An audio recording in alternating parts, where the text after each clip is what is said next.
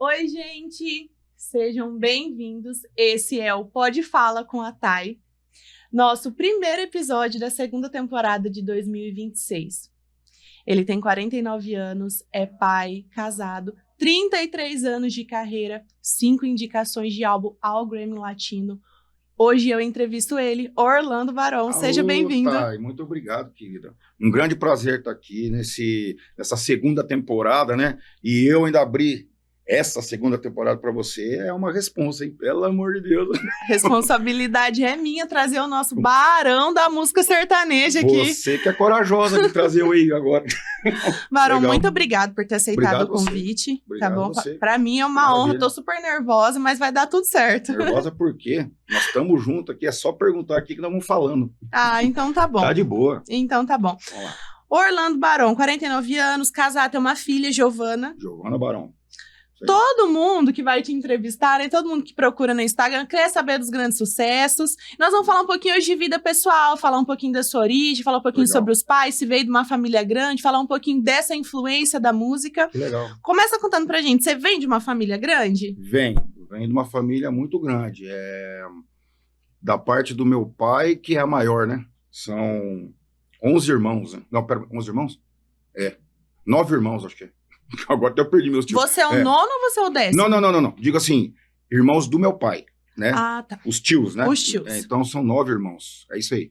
E da minha parte, não. Aí sou só eu, junto com meu irmão, que é o Fernando Barão, que também um grande músico, um grande produtor musical, um grande arranjador, e também faz parte também da banda do Luan Santana, né? Que ele é músico lá do Luan, acho que quase 17 anos que ele tá lá. Faz quase 17, quase que ele tá lá. Então vem disso daí. Do lado da minha mãe, não, tinha só meu tio Ney e minha tia Célia também, que já são falecidos, mas a nossa família muito grande, meus tios todos musicais e quase todos músicos. Aliás, ninguém foi pra música, né? O único louco da família que foi pra música fui eu, e daí eu arrastei meu irmão junto comigo. Mas deles lá, dos tios ali, bastante tio, tudo musical, né? Tudo toca violão, tudo canta, e foi daí que veio toda a minha influência, né?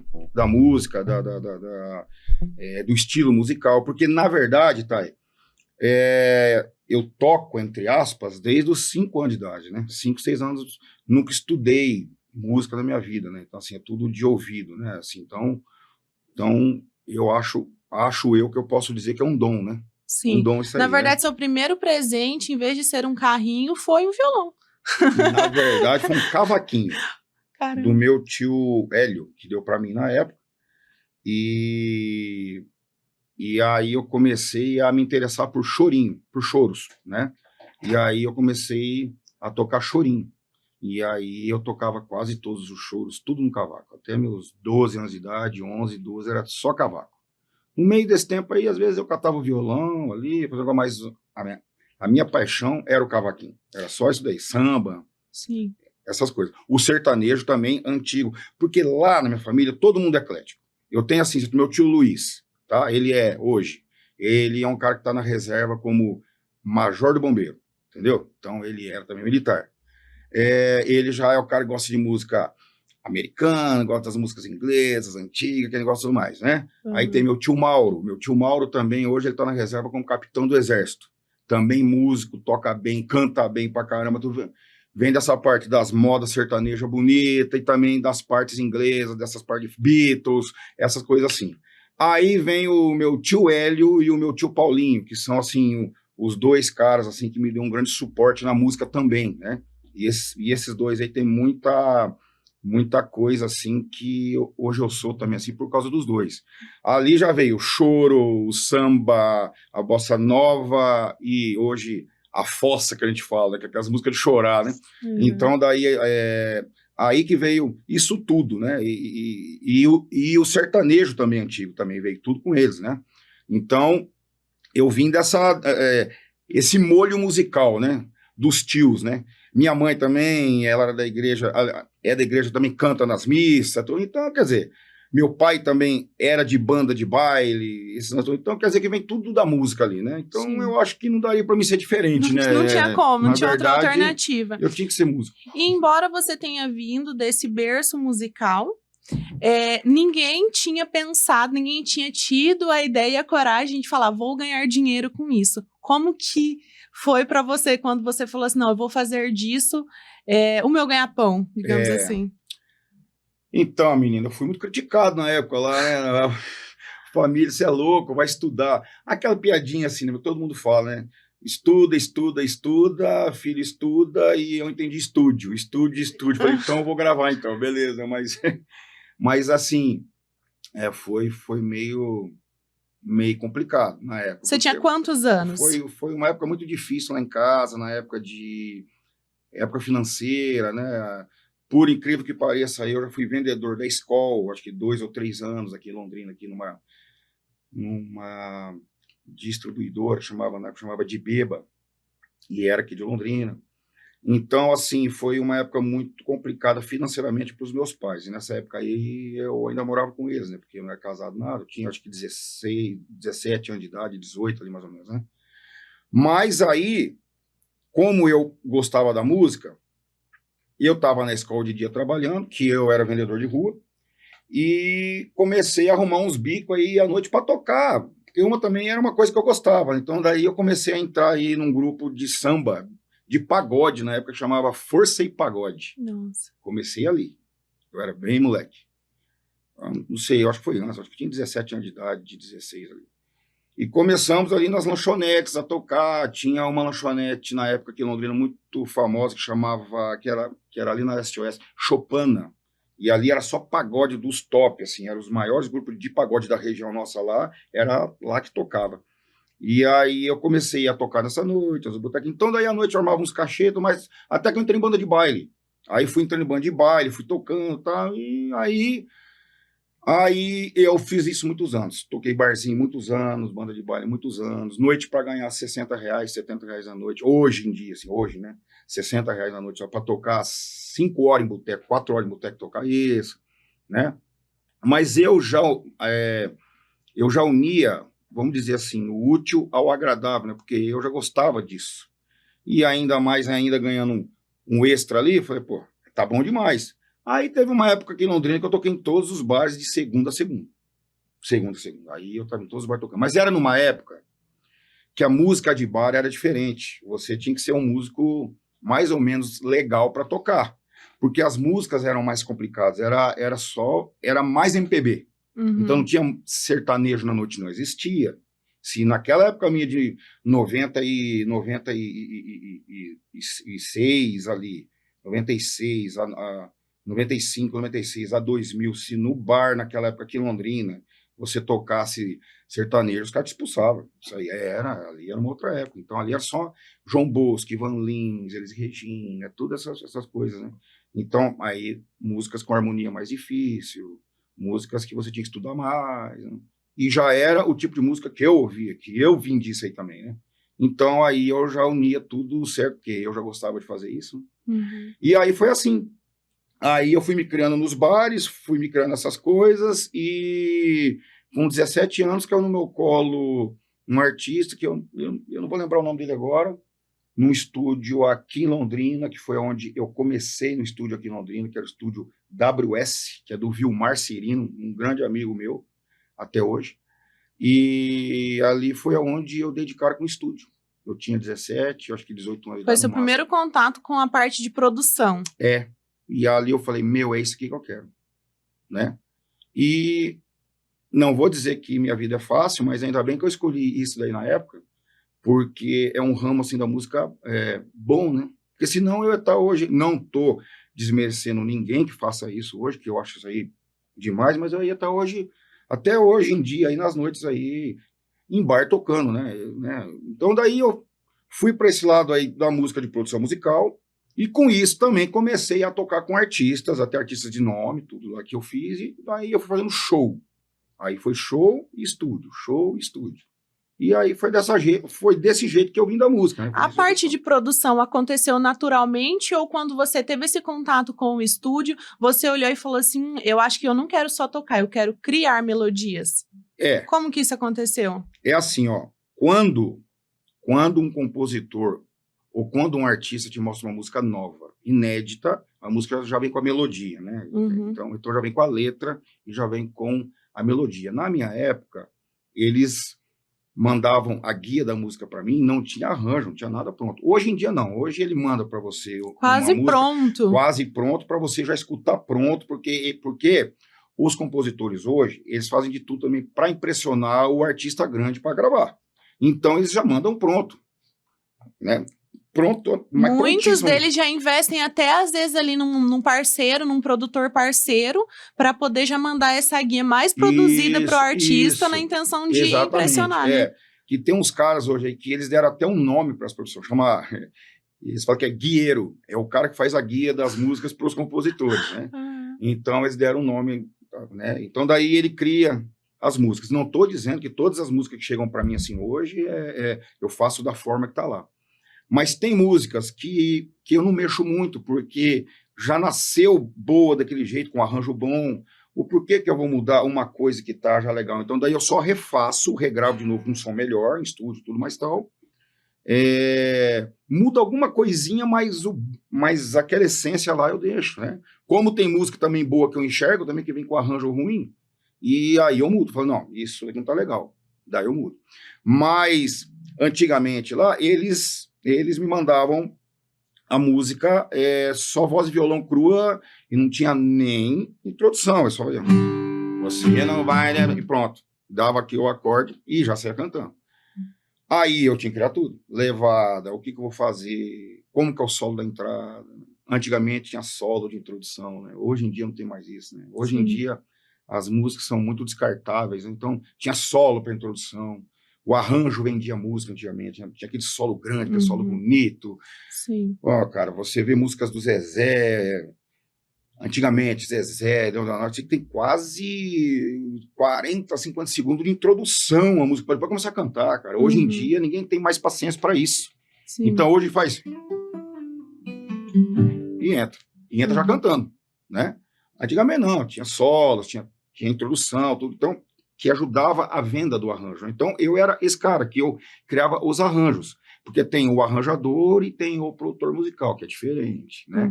Arranjador é o cara que faz todos os arranjos, que cria toda a música. O produtor musical é o cara que entende o artista, é o cara que fala, eu acho que você não tem que ir para esse lado, você tem que ir para esse, enxerga o artista, né? Então, antigamente tinha o produtor musical. O produtor musical, exemplo, vou fazer a TAI, eu vou fazer um CD para a TAI, um DVD para a TAI. Você me contrata, eu era o produtor musical. É o cara que te entendia, que entendia você, opa, a TAI não é funk, a TAI vai ser mais romântico, vai ser não sei o quê. Entendia teu lado. Em cima disso, ele escolhia todo o repertório para você. Você junto com ele, mas ele que dava a última palavra. Quando estava pronto essa parte, o produtor musical contratava os arranjadores para fazer o arranjo para música para ele, porque quase todos os produtores musicais da época não eram músicos. Então, assim, músico que eu digo de gravação. Às vezes toca lá um negocinho, um violãozinho, tal, mas não é aquele cara para lançar de gravação.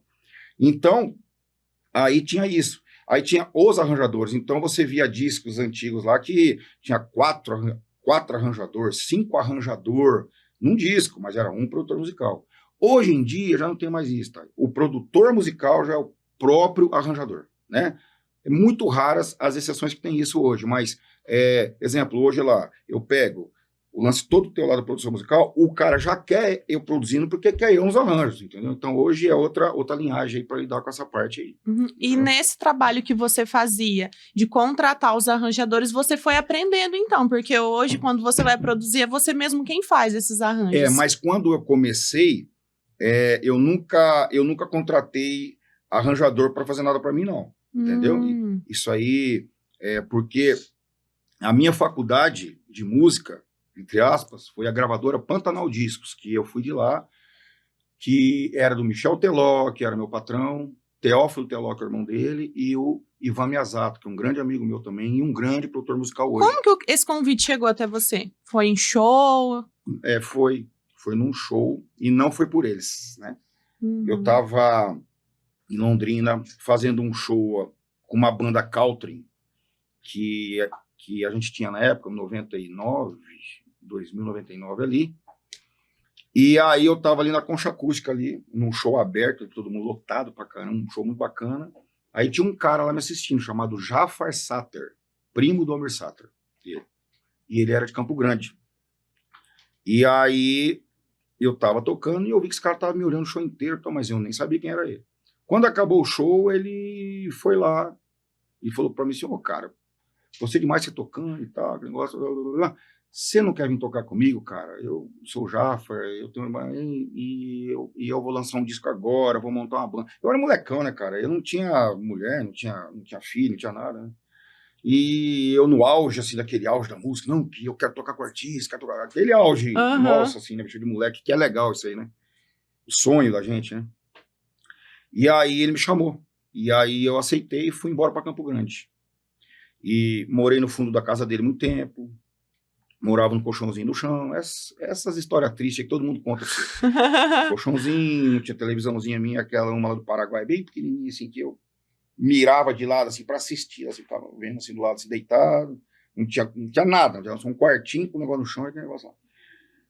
Muitas coisas foi difícil para mim lá e tal, aí eu fiquei lá uns 60 dias assim, e não lembro como é que foi o negócio, que me acharam um dia à noite tocando lá, e me convidaram, e aí me convidaram para gravar umas 2, 3 faixas lá na gravadora, lá, com um artista deles. Mas eu nem conhecia ninguém de lá da gravadora. E fui como músico tocar lá. Quando eu cheguei lá, eu toquei, gravei, os caras gostaram demais em mim, e aí no meio disso tudo veio o convite para mim ser técnico lá da gravadora, para mim ser músico, porque antes era assim, você era técnico, você enrolava cabo, você era músico, você era produtor musical e você era arranjador. Por isso que eu falo pra você que isso aí foi minha faculdade. Porque eu armava tudo no estúdio, tudo, do zero. Sim, fora a parte musical, você está falando que a Pantanal Discos foi a sua faculdade, né, em termo técnico. É.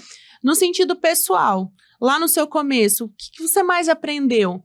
Essa questão de lutar pelo sonho, você imaginava que você iria se tornar assim, o maior produtor do país? Eu não sou o maior produtor do país, né? Eu não sou o maior produtor do país. Não, ele tem 5 Grammys e não é. Mas tem muita gente que tem mais Grammy que eu ainda. Vixe Maria. Eu sou, assim, eu posso me considerar, assim, um cara hoje feliz por saber que ainda deixo porque eu não morri, né? Mas eu deixo e tenho uma grande história na música sertaneja, com muita coisa ali que eu criei, muita coisa que eu coloquei à mão. Eu lancei tendências fortes no sertanejo, veio muita gente atrás, que hoje está tudo estourado. Então, assim, todo mundo do meio, graças a Deus, me conhece. Eu sou um cara de uma índole boa, então, assim, não tenho o que falar de mim, eu sou amigo de todos os artistas, nunca tive uma confusão, nada, entendeu? Então, assim, isso também, a índole também da pessoa também faz ela crescer, né? Sim. Não é só o talento, não é só isso. Então, é a índole, você é um cara honesto, você ser um cara gente boa com todo mundo. Já ajudei muita gente. Essa questão da conduta, né? Você fala. A conduta, Então, assim, mas, em cima da pergunta lá, o que eu posso falar para você? O que marcou ali em mim, assim, o que fez foi a vontade de ser músico, é o sonho, é aquilo que você faz, né? Você já leva e fala assim, cara, eu vou comprar aquele carro um dia, eu vou comprar. E aí você fica com aquilo na cabeça, entendeu? Então, isso é uma coisa que eu acredito muito, sabe que negócio? Não, eu vou comprar aquela casa, eu vou comprar ela ainda, eu vou chegar lá. E daí tudo que você faz, você fica pensando nisso. Então, eu falava, eu vou ser produtor de cara grande, eu vou produzir cara grande, eu quero estar no meio dos grandes, eu quero estar no meio do negócio. Até eu me assusto, porque eu não achei que ia chegar tanto assim, né? Mas, assim, eu acho que é mais a força de vontade mesmo, sabe? De sempre você mentalizar aquilo, falar, eu quero, né? Perseguir os seus sonhos, Perseguir os sonhos. Isso aí que me levou a esse nível... que hoje eu acho que eu estou, que não é o nível A, mas eu estou num nível assim que eu acho que todo mundo me conhece, entendeu? É só isso. Mas tem muita gente boa. E outra coisa, sou amigo de todos os produtores. Não tem rixa nenhuma com ninguém. São todos meus amigos. Tem muitos caras aí hoje aí que tá com o nome também aí, que nós todos começamos junto, mas junto eu digo, junto trabalhando junto.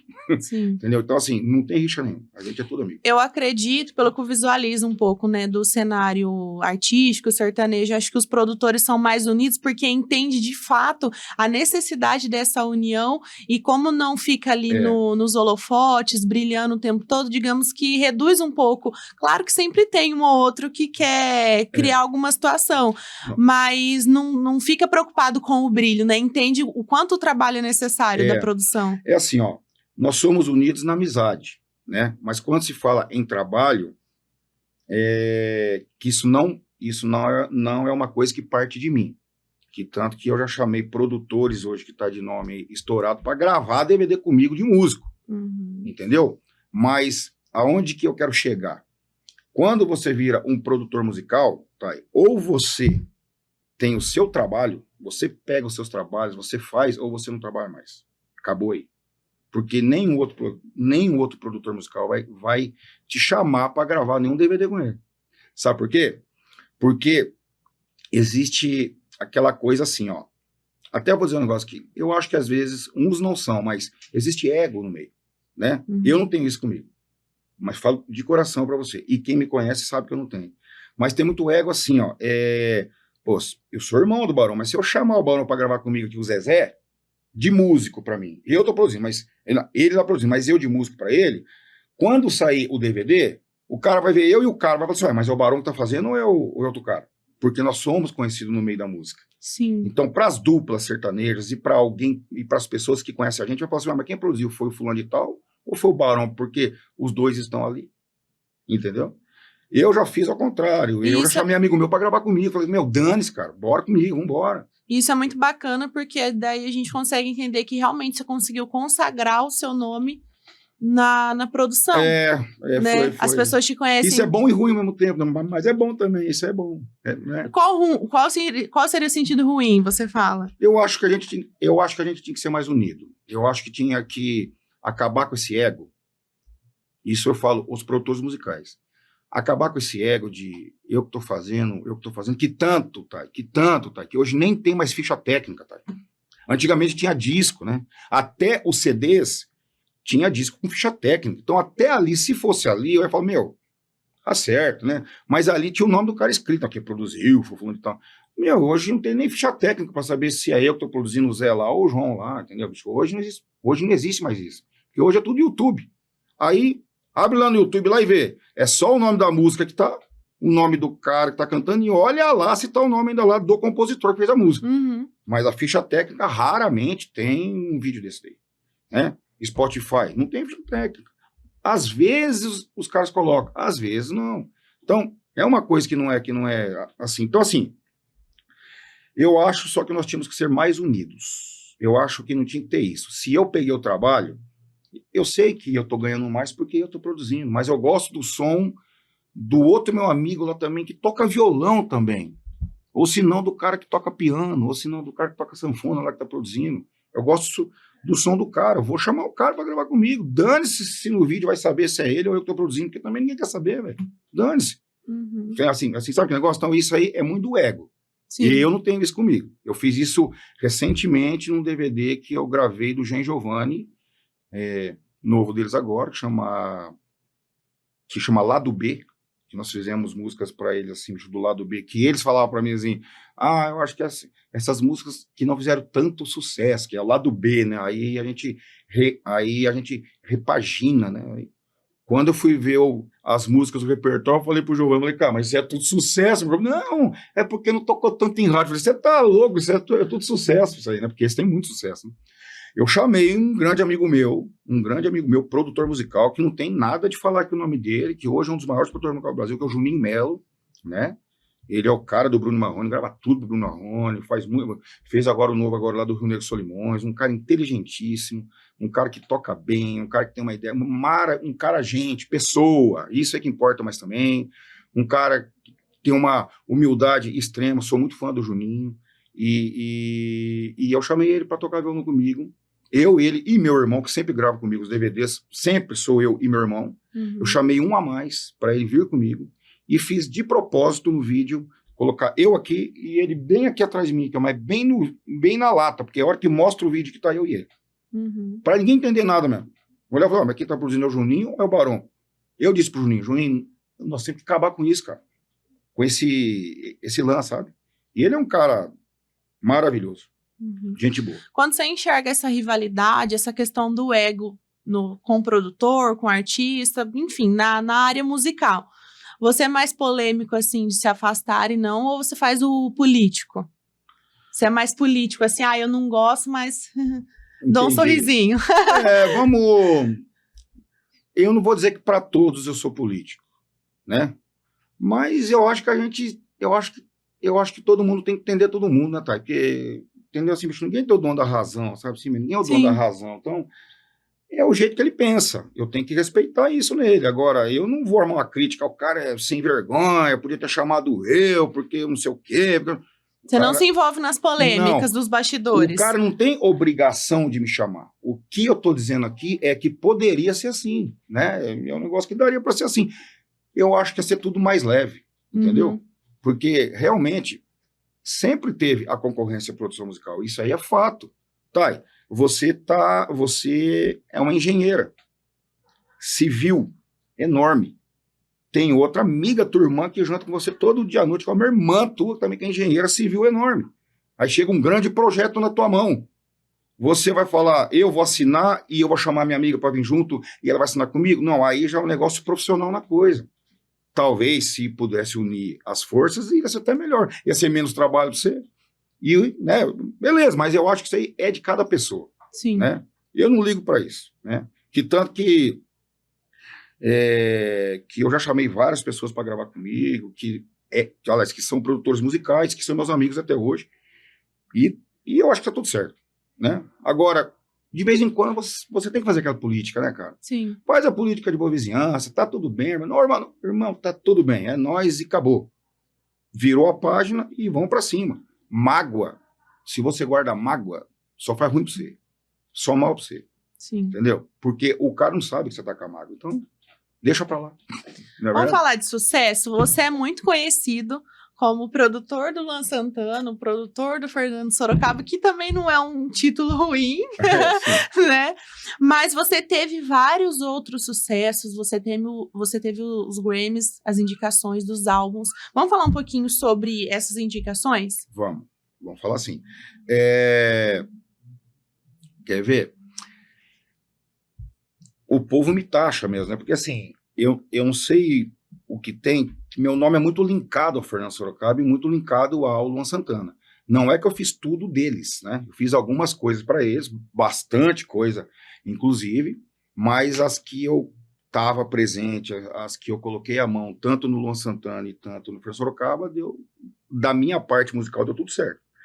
Então, é uma coisa que foi um auge isso aí, né? Um auge do Luan Santana. Então, eles veem o Barão, eles taxam o Barão como, né? Então, é só quem me conhece mais a fundo antigamente que sabe que eu não fiz só o Luan Santana e só o Fernando Sorocaba. Porque em tudo que é lugar que eu vou que tem música, eu falo assim, o Barão tá aqui, é o cara que fez o Fernando Sorocaba e é o cara que fez o Luan Santana. Eu falo, irmão, valeu, obrigado. Então, mas eu fiz muita gente, chavão, muito medalhão da música, que eu fiz arranjos que estouraram, coisa boa. Outra faculdade minha também, após a gravadora Pantanal Discos, lá que eu disse para você, lá de Campo Grande, foi a Gravodisc, que é um estúdio que era um dos estúdios mais antigos do Brasil, que era lá de São Paulo. Até teve alguns anos aí atrás, infelizmente, incendiou todo o estúdio lá em São Paulo, foi um baque no Brasil esse lance. Ali era onde gravava todos os medalhões. Todos os medalhões. Quando eu entrei lá no Gravodisc, só gravava medalhões. Aí eu entrei para começar a gravar lá, que é um estúdio.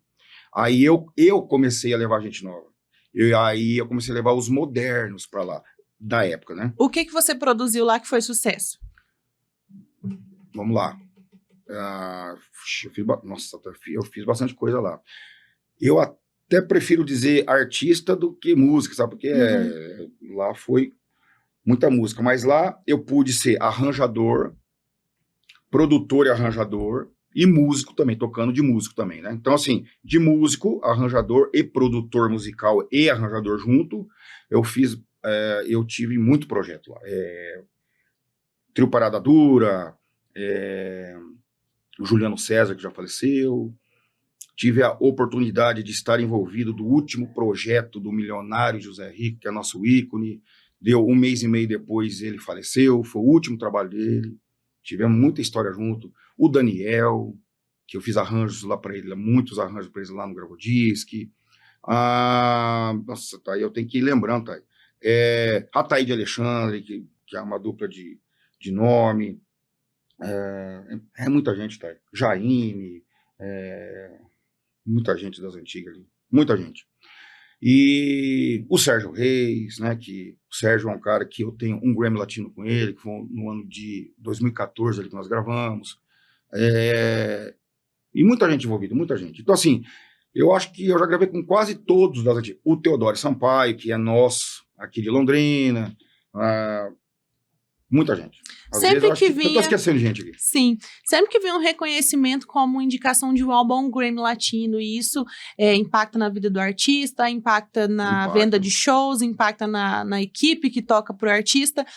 Qual que é a sensação, assim, toda vez que vinha esse reconhecimento? Você se emocionava? Você falava assim, caramba... Eu nunca imaginei que eu ia ser nem indicado no Grammy Latino. Eu falei, você não imagina um negócio desse. Porque o Grammy Latino, para um produtor musical... é um Oscar de filme, né? Isso é o Oscar do filme, né? Uhum. Então, isso daí é o nosso Oscar da música, né? Então, assim, e ser indicado já num Oscar do filme já é como você... Para eles, é como você já tivesse ganho, né? E eu fui indicado 5 vezes. Aí nós levamos o álbum do Sérgio Reis, chamado Questão de Tempo, que é um título de uma música do Moacir Franco, que também foi um cara também que eu já gravei com ele, que é um ícone também da música, um cara sensacional, e a sensação de você tá sendo indicado a um Grammy é uma sensação assim única, você parece que você está sonhando.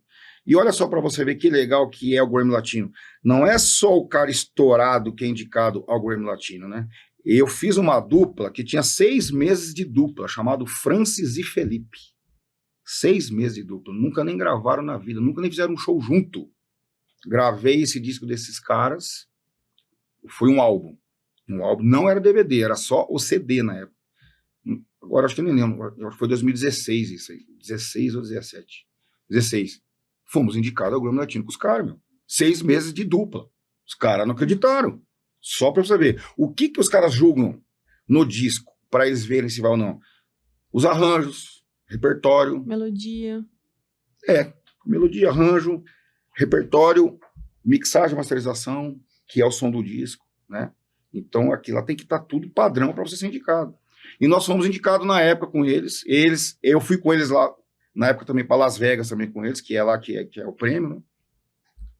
Aliás, acho que era lá. Não, era lá, mas hoje, acho que mudou hoje. Não sei se é Miami, não sei se é Los Angeles hoje, mas na época que eu fui lá, era lá em Las Vegas. E aí nós fomos para lá. Mas também estava... Porque é o seguinte, são só 5 indicados, né? 5 indicados só. Mas no meio de milhares. Então, álbum sertanejo, melhor álbum sertanejo. Aí tava eles, na época estava estourado aquele Mano Walter, na época. Uhum. Paula Fernandes, Marília Mendonça no auge estourada, e eu não lembro o outro qual que era. Não vou me recordar agora, mas era também um grandão. Claro que ia ser muita sorte a gente levar desses 5 aí, desses 4. Aí, na época, quem ganhou, eu acho que foi até a Marília Mendonça que ganhou na época. Uhum. Né? Mas o fato da gente ser indicado, os caras lá, eles estendem um tapete vermelho pra gente, cara. Você tem que ir de fraco, é cheio de 9 horas. Nossa. Entendeu? E aí, o mais legal disso tudo é que é o seguinte, eu não sou nada mesmo perto dos caras que estavam comigo, porque ela tem uma ala lá que os indicados, é só o artista, o produtor musical e o técnico de mixagem e masterização que recebe a estatueta do Grammy. Entendeu? Nossa. Só que daí vai sempre quem? Vai só os artistas e o produtor musical. Sempre é só nós que vamos. A maioria das vezes. Então, lá tem uma ala lá do Grammy, que é a ala dos indicados. Então, é uma arena grande assim, que você chega lá, E aí fica o público que está assistindo, mas a aula lá embaixo, com cadeira numerada, teu nome na cadeira, meu. Lá é muito organizado lá. Bom, lá tudo é bem organizado, né? E você chega lá na porta, lá já tem um cara para te receber, cara. Já tem um cara para te receber para levar você no teu lugar. É muito organizado. E aí eu sentei na minha lá quietinha, meu. Quem sou eu realmente no meio daqueles caras todos lá que estavam lá. Aí eu dou uma olhada do lado aqui, assim, o Alejandro Sanz aqui do meu lado, aqui sentado. Eu só assim. Mas ele te vê, ele também não sabe quem é você. Então, ele acha que você também é o Wise. Entendeu? Então, aí o tratamento é igual, né? Mas aí eu mantenho a pose. Ele olhou e falou: olá, eu não sei o que lá. Eu não falo espanhol, não falo inglês. Aí eu olhei pra ele e falei assim: e aí, bom, irmão? Bom, isso aí. Olhei aqui na minha frente que tava a Anitta. Aí do lado que tava o Rick Martin, que atrás de mim. Mas aí eu fui olhando, meu, só cabeceira. Falei, meu, o que eu tô fazendo aqui? Você tá maluco, entendeu? Aí você fala, é ali, tá? Você chega e vê tudo aquilo acontecendo e você com uma chance de ganhar e você concorrendo aqui, você fala assim, meu, onde é que eu cheguei, né? Sim. Entendeu? É ali que tudo zera, né?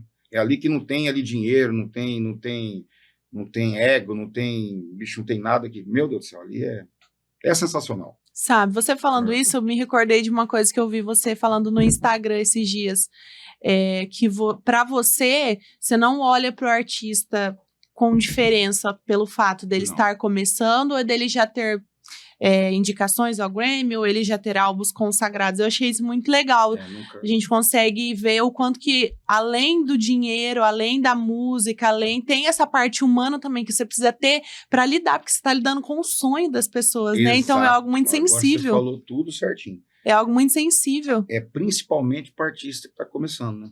O cara tem o sonho. O artista grande que você faz, o cara, ele já está vivendo o sonho dele, né? Então, sim, aí você só tem que fazer seu trabalho bem feito e pronto. Agora, o que está começando é o que mais precisa de atenção tua, ele, porque você mexe com o sonho do cara, né? E eu acho que é artista. Artista é artista, ué. Não é porque o cara lá tem 1 milhão de cópias vendido e o outro lá ainda não gravou que você não vai, entendeu? Então, eu nunca tive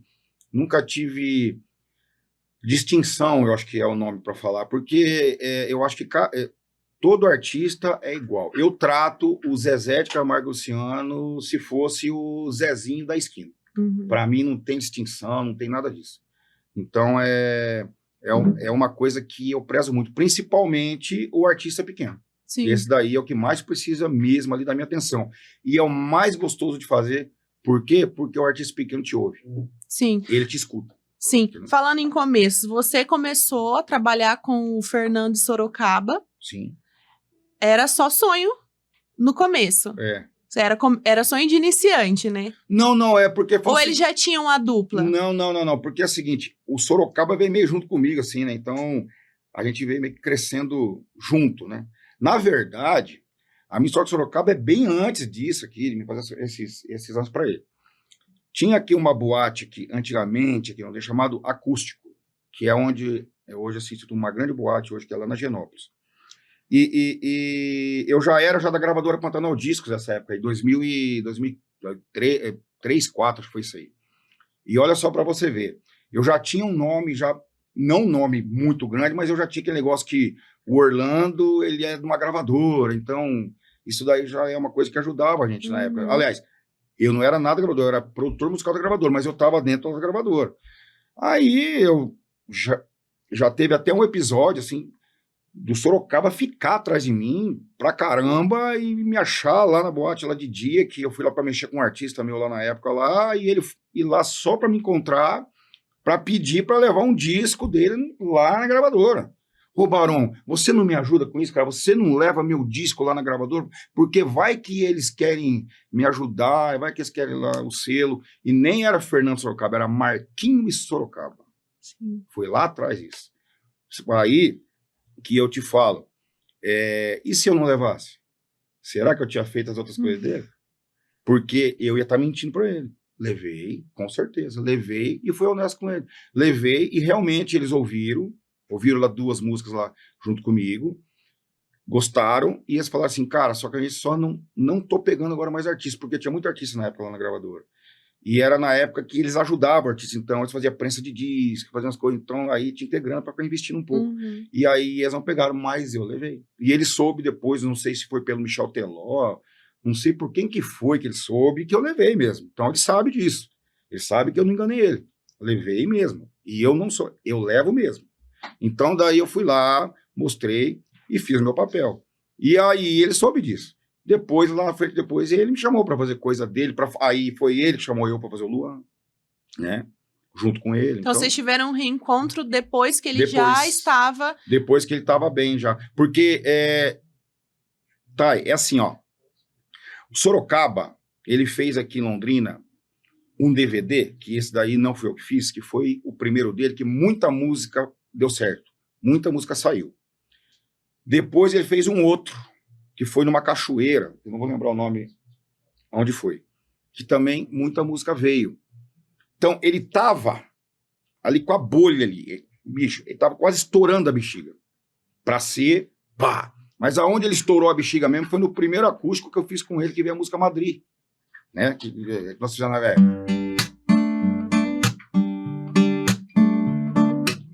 Vou ver se eu lembro. Né? Essa aqui, né? Aí veio. Aí, ali, com esse acústico, aí que ele estourou a bolha mesmo, porque daí esse acústico dele veio tudo. Aí ele veio pra arregaçar. Que tanto que depois ele já fez o outro acústico dele de novo, que eu também estava junto também lá com ele, lá na produção musical, que foi o do Ópera de Arame, lá em Curitiba, lá que nós fizemos, que veio muita música. É tenso, aquela, você tá querendo eu também tô te querendo pegar eu. Veio tudo de lá dessa época. Nossa. Né? E eu tinha a mão dele, sabe? Eu tinha aquela onda dele, sabe? Aquele lance dele lá do violão. E ali, aí foi desse primeiro acústico que veio de verdade. Não que nos outros ele não tava. Ele tava legal. Mas onde veio para estourar a bolha mesmo, veio no primeiro acústico dele lá que nós fizemos. Aquele lá veio para entrar moendo mesmo. E aí foi assim. Aí caiu na mão dele que ele ficou sócio do Luan Santana, que não era nada. Era uma promessa. Até na época o Luan tinha um nome chamado O Gurizinho. Sei dele na época. Aí, e o que você produziu de sucesso do Luan? Do Luan, tem bastante coisa que eu fiz dele, hein? Aqui eu não vou lembrar os arranjos agora, né? Porque é tanto que eu já fiz, mas tem Meteoro, tem aquela música Você Não Sabe O Que é Amor, Sinais, toda é um monte de música dele, né? Porque esse disco que nós fizemos de estúdio, o primeiro disco do Luan, nós lançamos ele com 11 faixas. Depois que nós gravamos mais 3, inserimos nas outras cópias que ia fazer para lançar com 14. Mas as 14 dele estourou. As 14 tocou. Então ele foi fenômeno, né? Que veio muita música dali, né? Muita música. Depois veio do Rio de Janeiro. Aí do Rio de Janeiro veio bastante coisa. O Rio de Janeiro lá, vixe Maria. Até teve música com a Ivete, que nós fizemos junto com a Ivete na época. Eu acho que eu ouvi Química do Amor, né? Eu quero ser o seu amor. Será que eu lembro? Deixa eu ver se eu lembro aqui, ó. É assim, ó. Vai.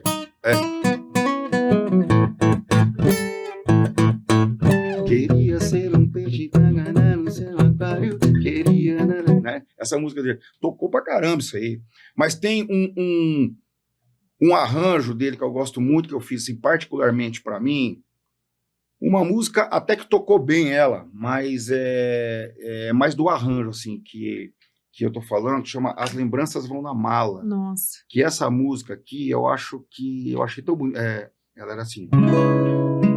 Qual é? Só lembra.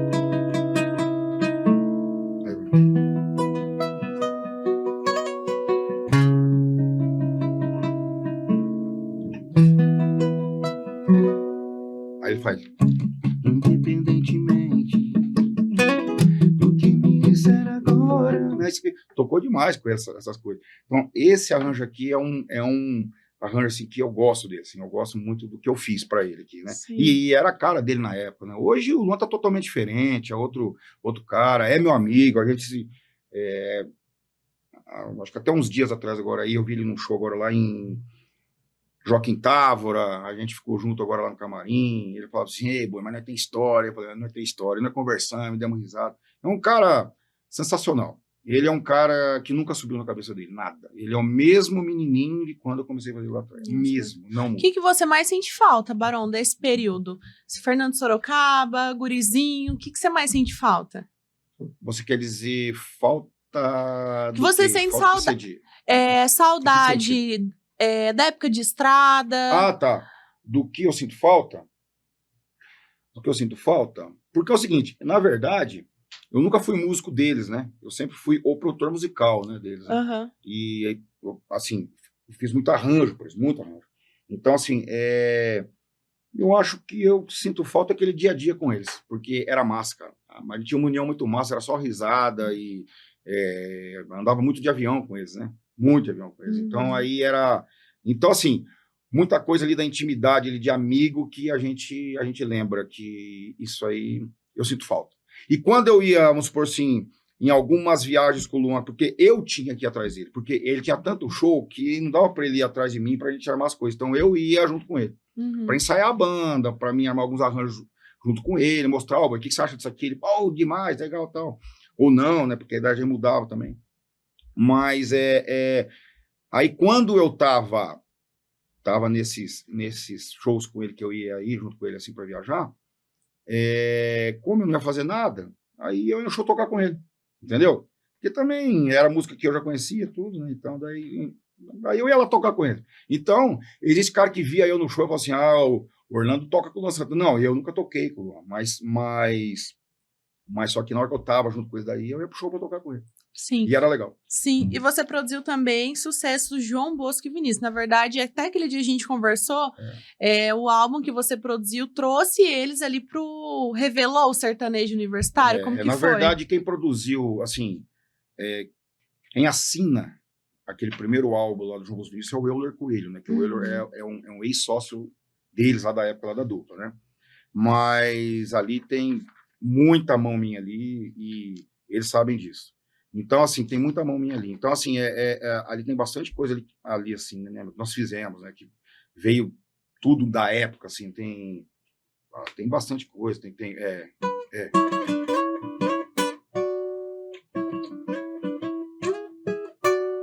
essa que cada vez que te busco não está, cada vez que te... Né? Que dessa da época, tem o tem o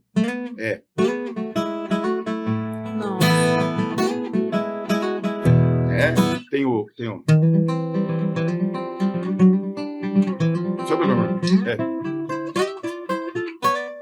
Que é Eternamente o Seu Amor, que tocou tudo. Então, aquele disco dele veio muita coisa, muita coisa. Depois, nós gravamos o primeiro DVD deles, que foi lá em Campo Grande, que foi onde saiu. Aí, esse era de verdade depois, que foi um disco, um grande DVD dele, bem bacana lá em Campo Grande, nós fizemos. Aí tem uma música que até que não foi uma música que tocou tanto com eles, mas eu gosto do arranjo que eu fiz para eles, que é a música, que é uma regravação do Chitãozinho Chororó, chamado Feito Eu. A música não tocou muito com eles, mas que o arranjo eu gosto dele.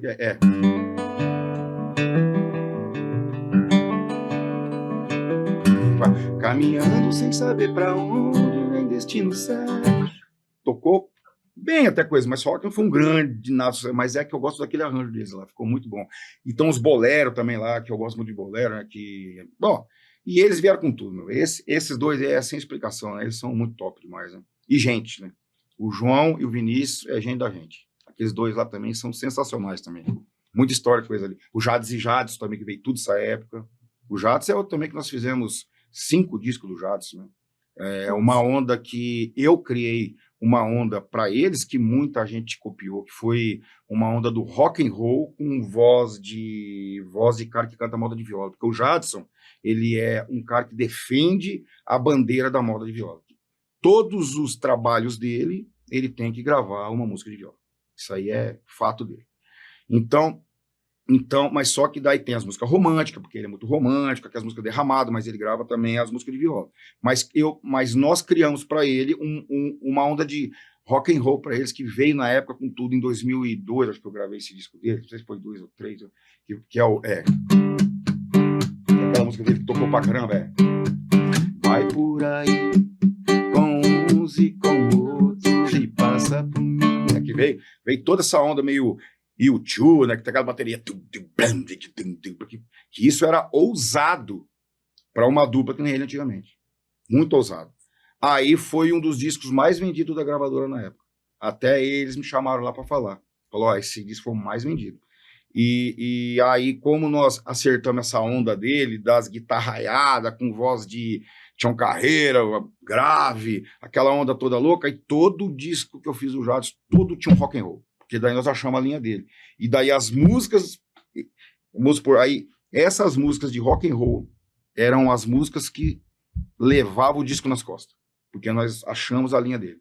Né? Aí veio outros artistas depois, catou esse meio e veio também para cima. Viu que deu certo, o público abraçou. Mas eles são o pioneiro, vocês são eles. Junto comigo, que eu criei com eles, né? Eles estão juntos. Também é outro 2 caboclo bom também, que na luta e tal, e tá até hoje aí. Graças a Deus, estão bem de vida. Isso aí. Ô, Orlando Barão, vamos dar uma pausinha? Vamos. Dario, coloca pra gente o nosso Outback, nosso parceiro. Isso. Vocês sabem que o Outback Steakhouse é um restaurante de referência. E agora, nosso parceiro aqui no Pode Fala com a Thay, preparando experiência gastronômica incrível para os nossos convidados. E se você, assim como eu, também ama Outback, anota aí. O maior do país aqui em nossa cidade está localizado no Shopping Catuaí, Londrina. Abertos no almoço e no jantar, pronto para receber você e a sua família. Barão, vamos falar um pouquinho sobre o cenário atual da música sertaneja, né? A gente falou sobre essa bagagem que você teve com grandes artistas, né? Você tem dificuldade para lidar com o mercado da forma que está hoje? Tem. Uma que é o seguinte, Thay. Primeira coisa que eu vou abrir meu coração aqui. Muita dupla nova hoje me enxerga como um produtor velho para eles. Essa é a realidade. Sem eles saberem que se eu pegar eles para fazer hoje, eu vou fazer legal, isso aí eu te garanto. Mas eu não estou falando que são todas, não. Eu estou falando que tem algumas. Porque hoje tem muito eletrônico, hoje tem muitas essas coisas aí, né, envolvidas. Então, assim, a minha dificuldade maior é essa.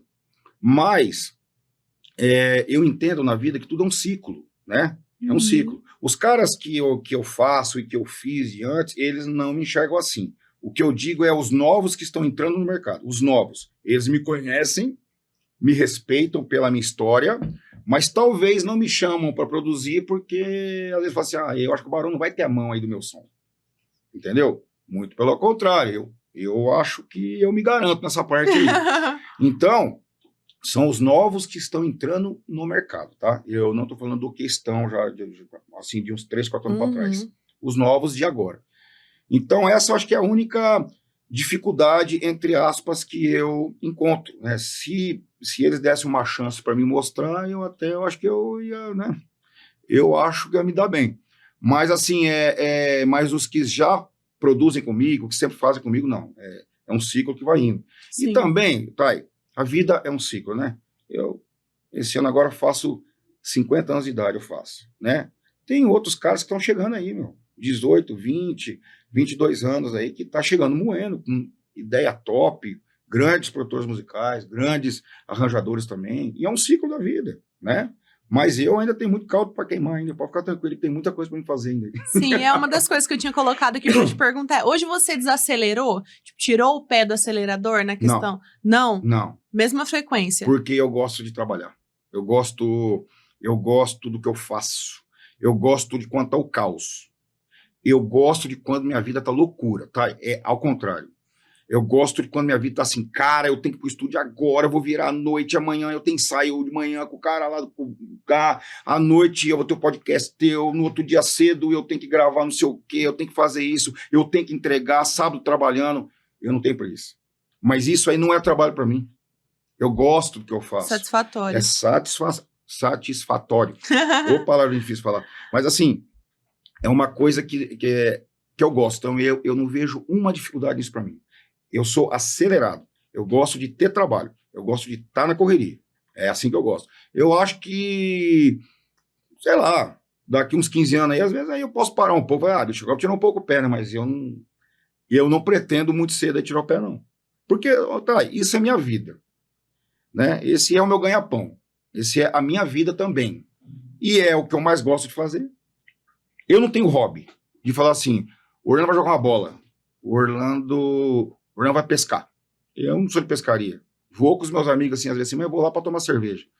O Orlando vai jogar bola. Eu também não vou jogar bola. O Orlando vai fazer um esporte ali. O Orlando...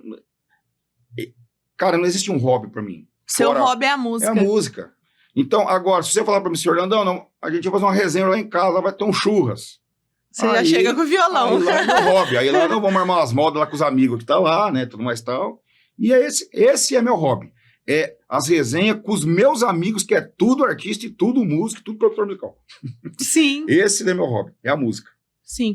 Orlando, a gente tá falando sobre os artistas que estão começando agora, né? Eu acredito que chega muito pra você, me ajuda, Bastante. você não me indica, você não faz tal coisa. Bastante. Como que você lida com essa parte, esse jogo de interesses que existe? Porque, claro, a gente precisa ser humano, né? A gente entende que sonhos é uma coisa sensível, mas também você precisa ser profissional. Como que você faz essa ponte entre um e outro? Sim, é assim, ó.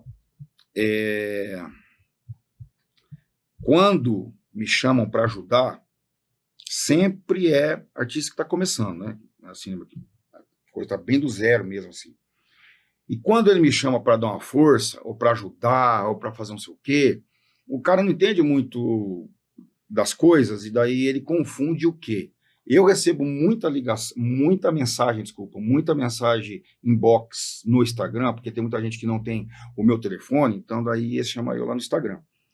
Muita gente assim que me chama lá pô, Barão, você não me ajuda, cara? Eu tô começando, eu preciso disso, eu preciso daquilo. E eles encaram eu como fosse o empresário e não como o produtor musical.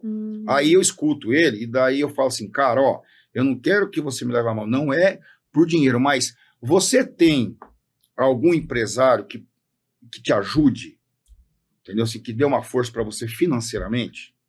O cara fala, não. Fala, cara, então eu não posso te ajudar. Porque o que eu posso te ajudar, que eu já fiz muito isso, tá? Eu até vou mentir números aqui, mas eu tenho muito. Mas muito que você é muito. Que eu já ajudei muita gente que está começando. Mas como que eu ajudo o cara? Eu vou te ajudar, irmão. Você vai ter a minha qualidade, o meu padrão, e eu vou fazer preço de custo para você. Mas arruma um cara para bancar para você isso. Custo mesmo. Entendeu? Do estúdio, do músico, da mixagem, masterização. Edição, aquele negocinho, tudo lá, tem um custinho lá do estúdio, essa coisa. Paga lá. Orlando Barão você não vai pagar. Então, isso aí eu já fiz muito. Entendeu? Mas é que eles pensam que eu vou tirar dinheiro do meu bolso lá, 10, 5, 8, 15, daí eu vou dar uma música pro cara. 25 mil, vou dar uma música com vídeo, 30 mil, vou dar uma... Entendeu? Eu não sou empresário. Eu sou produtor musical. Eu preciso do empresário. Então, ele tem que ter o empresário que é o investidor, né? Porque é o seguinte, existe o empresário no artista e tem o investidor. Tem hora que o empresário já é o investidor, mas tem hora que ele é só o cara que descobriu o cara, mas arruma o investidor. Então, eu preciso do investidor para ajudar o cara. E eu posso fazer preço de custo. Já fiz muitas vezes, sim. Muito sei. Mas isso daqui recebe ligação, mensagem diária disso aqui. Diária mesmo. Entendeu? De gente que está bem no começo. Então, eles confundem isso aí. Sou produtor musical, gente, não sou empresário. É bom ressaltar. Barão, tem algum sertanejo em especial, ou por você ter tido mais amizade, mais afinidade, que você sente falta de trabalhar com ele? Que hoje você não produz mais, mas você sente falta? Eu vou usar essa sua pergunta para falar duas coisas. Eu sinto falta muito de trabalhar com o Luan. Luan era um cara massa para lidar, cara. Massa. Sinto muita falta do Luan Santana. Muita falta. Espero que um dia que ele vá fazer aí, sei lá, algum projeto que talvez venha releitura daquelas músicas que eu fiz para ele lá atrás, e eu espero que ele me chame para, né, eu ali tá na frente ali de repente, né, Mas eu sinto muita falta do Luan. O Luan é um cara que eu sinto falta. E não só por estar trabalhando, estar do lado daquele cara, porque aquele cara é um cara assim, o coração dele, bicho, aquele cara não tem maldade, velho. Entendeu? Ele é muito, muito, muito humilde. E usando essa tua pergunta, eu vou te responder uma que você não me perguntou, mas eu vou falar que eu acho que é meio... E tem uma dupla de artistas que é meu sonho, que quase caiu na minha mão, e não caiu porque eu fui idiota, que eu vejo eles a minha cara, e sempre falei isso. Bruno e Marrone. Foi, eu acho que um dos caras que eu nunca fiz nada diretamente para eles. Eu já tive em DVD que eu estava produzindo, que eles participaram comigo, beleza, a gente se conhece, mas eu nunca fiz diretamente nada para ele. E eu acho que deve ser dos medalhões aí o único. Um dos únicos. Acho que ele mais uns dois. Mas assim, ele é meu sonho, porque o Bruno, ele é muito sentimento. O Bruno é muito coração. Eu enxergo o Bruno e Marrone como fosse uma extensão minha. Porque a minha onda de violão, as minhas coisas, o jeito que eu penso nos arranjos, eu tenho certeza que é pro Bruno. Entendeu? É o famoso match musical. E eu já ouvi isso aí de outras pessoas de fora. Como que você não fez o Bruno ainda? Como você não fez o Bruno ainda? Porque, olha só a história. Eu, na época, 2012, 11, 13, muito artista na minha mão, estourado. Eu lá na gravadora, na época, lá no estúdio Pantanal Disco, estúdio Gravodisc, desculpa. Estúdio Gravodisc. Não tinha muito negócio assim de rede social nessa época, assim. Era bem no início ali disso aí, né? Então, eu recebia muita ligação de número que eu não conhecia. E muito compositor me ligava na época. Então, assim, eu estava 2 dias afinco dentro daquele estúdio Gravodisc, produzindo um trabalho meu que me tomava manhã, tarde, à noite e de madrugada. 2 dias. Nesses 2 dias, eu fiquei recebendo ligação de um número fixo o dia inteiro. Aí eu falei, puta que lá merda, bicho, que compositor chato, véio, porque eu achava que era o compositor. Entendeu? Beleza. E eu não atendia porque, eu sempre tratei todos os compositores bem, porque eu preciso deles também, né? Sim. Então, eu escutava a música, eles iam lá no Gravodisc, atrás de mim, lá para mostrar música e tal. Então, aí eu falei, cara, amanhã, depois, a hora que eles me ligaram, eu atendo, certo? Aí, eles não me ligaram mais. Quando passou uns 3 dias, eu fui convidado para ir num evento muito grande que tem lá em Curitiba, que é aquele Country Festival, lá em Curitiba. Aí eu ia de convidado. Aí foi eu junto com a Vanusa, minha esposa. Chegamos lá e fomos no Bar Brahma, que o dono era o João Guilherme Leprevot, que era um dos sócios e dono também da festa Country Festival. Que também, na época, o Bruno era sócio também dessa festa com eles lá em Curitiba. Eu tava lá no bar com eles, beleza, lá a mesa, lá, nossa, lá lancezinho VIP lá do lado, lá, e nós tava ali, tudo ali tomando uma, de repente chega não lembro agora se era o Rodrigo ou se era o Roberto, que era empresário do Bruno. A hora que ele me viu da porta lá assim, ele chegou perto da mesa assim, que ele me viu assim, e já falou assim, caramba, hein, velho, mais fácil falar com a Dilma, não sei se era a Dilma na época que era presidente, mais fácil falar com o presidente do que falar com você, velho. Falei, ué, é só você me ligar. Falei pra ele, mas eu tô 2 dias te ligando. Aí eu falei, você me ligou de onde? Aí eu falei pra secretária ligar do escritório. Falei, cara, mas você tem meu número pessoal. Não, é porque eu falei pra secretária te ligar. Eu falei, cara, eu tava assim, e daí eu atendi à toa por causa disso. Porque eu tava com muito trabalho, e daí eu falei tal. Aí eu falei pra ele assim, é esse número? Ele falou, é esse número aí. Não. Eu falei, então agora você tá aqui. Ele falou, cara, eu acabei de fechar hoje com outro produtor o disco do Bruno. Perdi o disco do Bruno porque eu não atendi na época. Saiu ter uma mágoa disso comigo, porque ali ia ser a chance pra mim fazer o cara que eu sou fã deles, né, cara? Sim. E eu acho eles muito a minha cara. Então ali foi onde eu perdi o Bruno Marrone ali. E daí eu nunca mais tive essa chance e... Não sei, né, porque depois... E hoje eles estão em boas mãos, que é meu amigo, irmão lá, que é o Juninho Melo, que é um puta de um cara lá também. Mas esse daí é um sonho que eu tenho.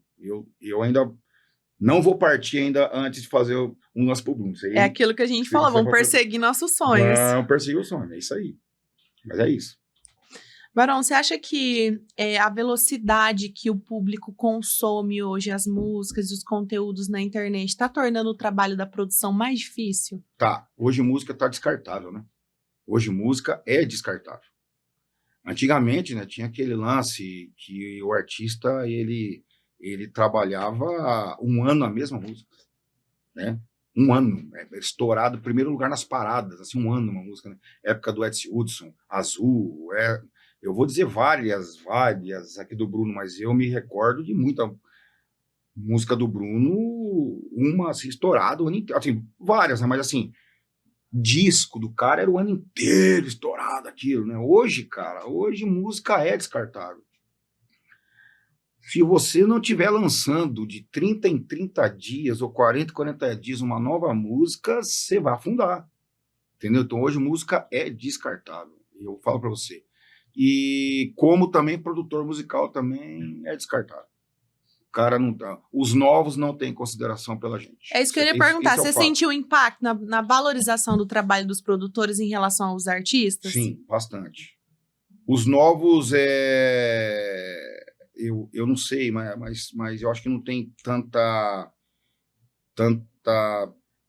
valorização, reconhecimento. A gente é totalmente assim descartável, sabe? A gente faz as coisas e às vezes estoura e o cara nem dá o mérito, não fala teu nome com medo de eu vou falar o nome do Barão, ele vai se engrandecer aqui na Globo, vai se engrandecer. Ué, essa é a verdade, ué. Quem fez? Foi o Barão? Quem fez? Foi ele? Não. O cara pergunta quem fez, ele dá a volta e não fala que sou eu. Isso aí é uma coisa que me magoa muito, sabe? Com medo que... Ué, é só falar a verdade, ué. Não é verdade? Sim. Então, é isso. Não é que a gente quer se achar, é que a gente, eu acho que... Que o produtor musical não é tão reconhecido hoje em dia. Houve uma época lá atrás que o artista respeitava o produtor musical. Uhum. Ele te dava aquele reconhecimento. O Sérgio Reis, quando eu ganhei o Grammy com ele, nós ganhamos junto, o Sérgio foi, acho que em todos os programas da Globo, por causa do Grammy, né? Porque isso era pauta para ele, né? Sim. E quer ver uma coisa que eu vou falar para você aqui? Se eu não me engano, o Sérgio acho que é o terceiro artista que mais tem Grammy no Brasil. Se eu não me engano, tá, gente? Não sei se eu vou errar aqui, mas isso daí na época, hoje eu não sei, mas era o Roberto Carlos, Caetano Veloso e ele. Na época tava o Roberto Carlos com 11, Caetano com 10 e ele com 8, 9, assim. Era um do lado do outro ali grudado, né? Então, assim, nessa época, ele foi um monte de programa, né?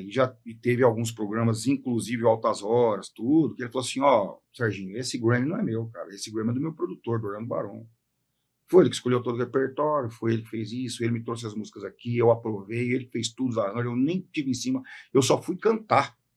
Eu nem participei nem nas bases, eu só fui pro estúdio para cantar. Então isso aí não é meu, isso é dele.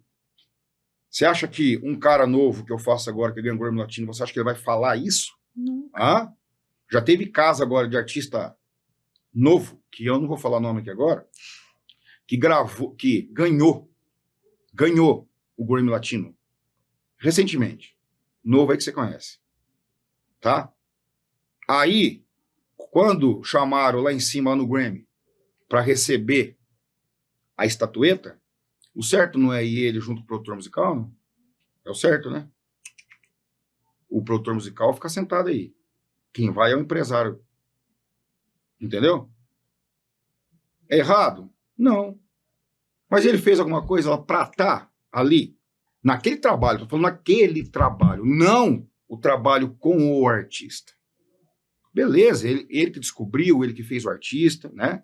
Ele que fez isso, que fez aquilo, foi ele que chamou, foi ele que mandou fazer, beleza, esse é o mérito, mas naquele momento eu tô falando, Sim. gente, aquele momento de receber o prêmio não é dele, é do produtor musical e do artista, né? Então, essas coisas que eu falo para você imagina, eu não imagino, o Sérgio indo comigo lá, sou eu que vou com ele, aliás, ele que me arrasta. É o contrário. Então, hoje em dia é assim, é por isso que eu falo, mais dias que passa, mais a nossa profissão vai ficando desvalorizada.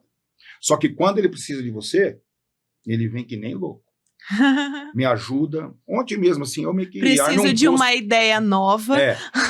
Ontem mesmo, assim, eu armei um post meu lá no History, lá. Eu vi. Meio dando uma indireta, assim, né? E para algumas pessoas. Então, assim, aquilo que eu falei ontem é tudo que eu ouço direto. Irmão, me ajuda agora aí, cara. Me ajuda aí, tamo junto.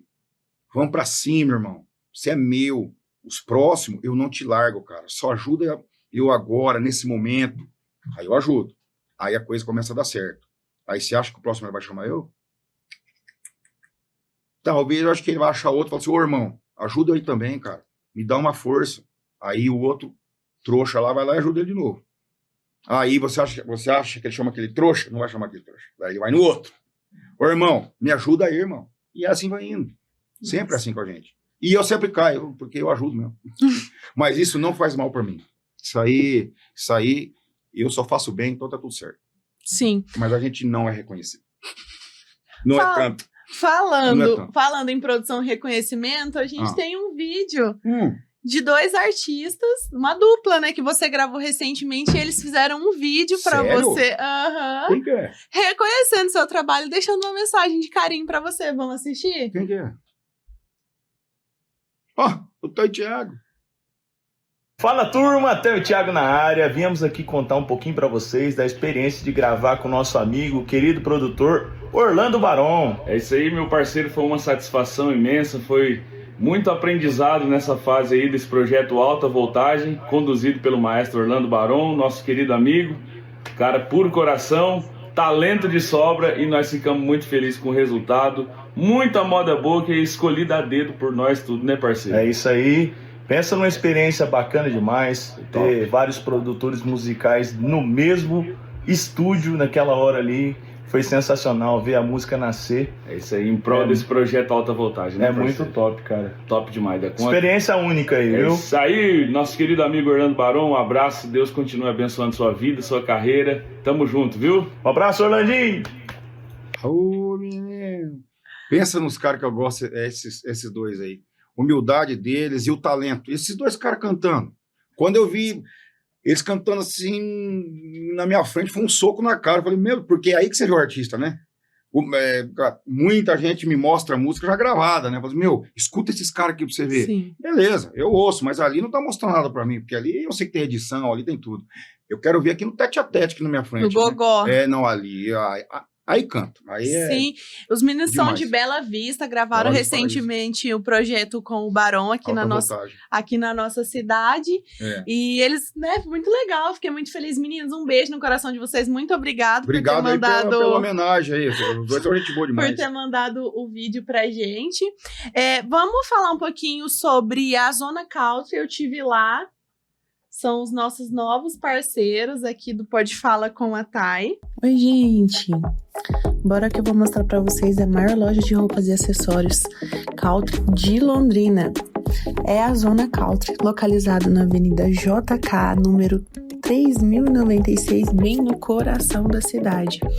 Uma loja linda, climatizada, você se sente dentro do próprio Texas. Lá você encontra chapéu de várias marcas, cores e modelos. E as botas que eu fiquei enlouquecida. Cada texana em couro legítimo, uma mais linda que a outra. Você também encontra camisas, camisetas de marcas como Levi's, Ariat e muito mais, vestindo do infantil até o adulto. Gente, eu já escolhi todos os meus looks da Expo Londrina 2026. Só falta vocês, corre pra Zona Country.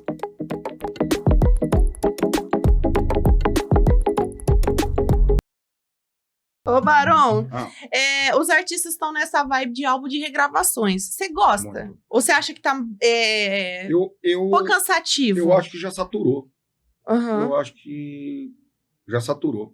E isso daí mostra, você sabe o que mostra essa onda toda aí, que vem tudo, a gente regravando. Mostra que o nosso mercado novo também já tá meio saturado, as músicas todas iguais, e sabe... Então, daí, o que eles fizeram? Vamos vir com as coisas de trás de novo. Porque o povo moderno hoje, que eu digo assim, de hoje em dia, né? Eles gostam também dos modão, gostam das músicas, gostam de Chitãozinho Chororó, gostam de Zezinho Antigo, isso nunca vai morrer, né? Porque eles são nossos, como assim, eles são nosso pai, né? O nosso chão da coisa, né? Então, daí eu acho que eles vieram um pouco com esse lance de regravação, para dar aquela modificada, para chamar um pouco a atenção, e deu certo, deu muito certo. Tanto que o Hugo e Guilherme, que é uma dupla maravilhosa, que eu sou muito amigo do Guilherme, também do Hugão, gente boa, moçada, beijo pra vocês. Os caras, gente boa, talentoso, os caras vieram com tudo no mercado, com um projeto de regravação. Né? Ele, como tem também Ícaro Gilmar também, que veio assim também para o mercado, né? Então Sim. eu acho que pelo fato deles e mais alguém vir desse jeito para o mercado com força do zero, aí eu acho que teve mais artistas novos assim, ó, vamos armar isso aí também que eu acho que vai dar certo, né? Mas eu acho que já está um pouco saturando.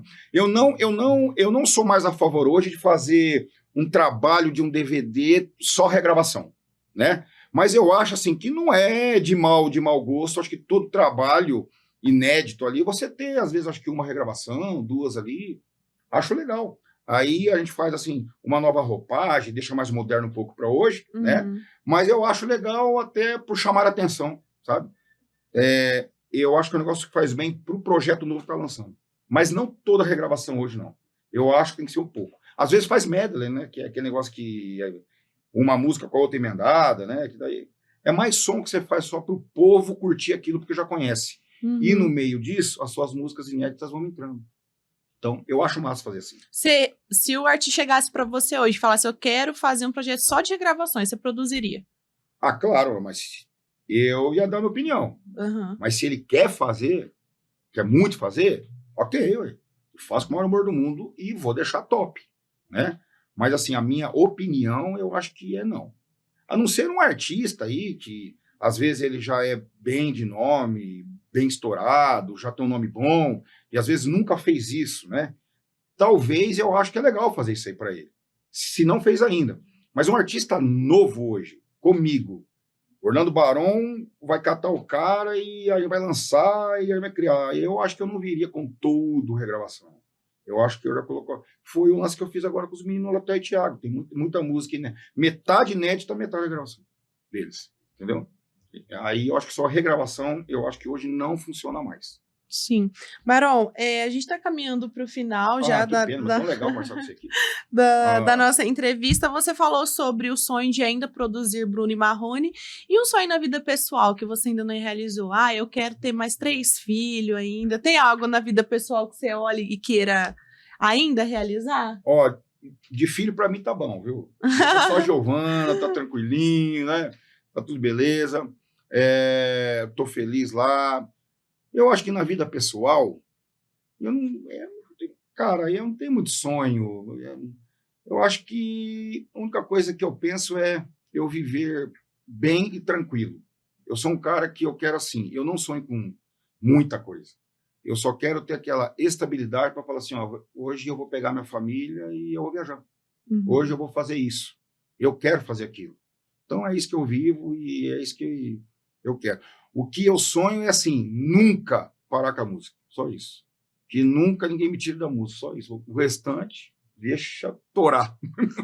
É isso aí. Nossa, muito bom. Orlando, gostaria de agradecer mais uma vez. Acabou mesmo? Eu vou conversar com você, pô. Bacana demais. Gostaria de agradecer ao Guilherme, ao Grupo Tarobá. Mais uma vez a você, assistir ao pessoal que nos assiste em casa, vão assistir essa gravação depois do YouTube, Spotify, então curte, comenta, compartilha. Você quer agradecer alguém especial? Agradece ao produtor. Eu quero agradecer primeiro meu amigo, meu irmão, que se chama Guilherme, né, que é um dos nossos diretores aqui da Tarobá. É um cara que eu estimo muito ele, né, bicho? Ele tá até aqui na minha frente. E não é porque você tá aqui não que eu tô falando isso, não. Mas ele é um cara, gente fina, é um cara que hoje ficou meu amigo pessoal, né? E agradecer a todo mundo aqui, que eu sou amigo de todo mundo aqui da Tarobá, principalmente você, tá, pelo convite. Foi muito gostoso abrir essa segunda temporada, tô aqui, que foi bacana pra caramba. Conte comigo aqui por que você precisar, para qualquer indicação, tá? E é isso aí. E a Deus também, que dá esse dom para mim aí, para seguir a música. É isso aí. Amém. Então, É uma lenda, meu amigo. Ah, que é isso, que lenda. então é isso, gente. Esse foi o Pode Fala com a Thay. Um beijo. Valeu, gente. Obrigado. pessoal. Obrigada. Obrigadão.